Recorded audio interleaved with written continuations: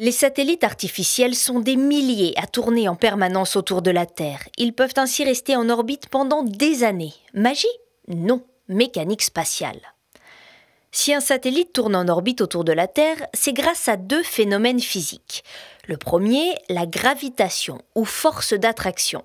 En effet, selon une loi physique, deux objets dans l'espace s'attirent, ici le satellite et la Terre. La Terre, plus massive, attire vers elle le satellite. C'est pour cela que celui-ci ne se sauve pas dans l'espace.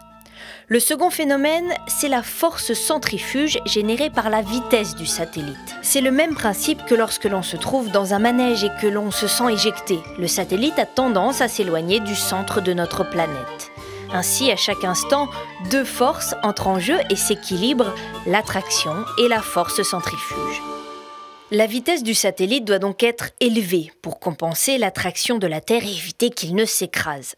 À 300 km d'altitude, cette vitesse qu'on appelle vitesse de satellisation est d'un peu moins de 8 km par seconde. Si le satellite est plus haut, l'attraction de la Terre est moins importante. Donc, à 36 000 km de la Terre, par exemple, pour rester en orbite, le satellite doit tourner seulement à 3 km par seconde.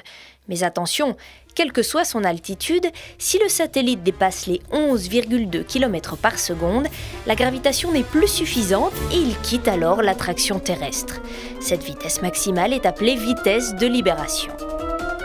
La vitesse donnée au satellite est importante car elle détermine aussi la forme de l'orbite, circulaire comme ce que nous venons de voir ou elliptique, c'est-à-dire ovale. Supposons que le satellite se trouve à 36 000 km de la Terre, mais à une vitesse insuffisante pour rester en orbite circulaire. Comme la force centrifuge liée à la vitesse n'est pas assez grande, le satellite tombe vers la Terre. En tombant, il prend de la vitesse, jusqu'à ce que cette vitesse génère une force centrifuge plus importante que l'attraction. Alors le satellite s'éloigne à nouveau de la Terre, il remonte vers son point initial en ralentissant, et ainsi de suite, un peu comme sur des montagnes russes. Le point de l'orbite le plus éloigné de la Terre s'appelle l'apogée. C'est là que la vitesse est minimale. Le point le plus près, c'est le périgée. Là, la vitesse est maximale.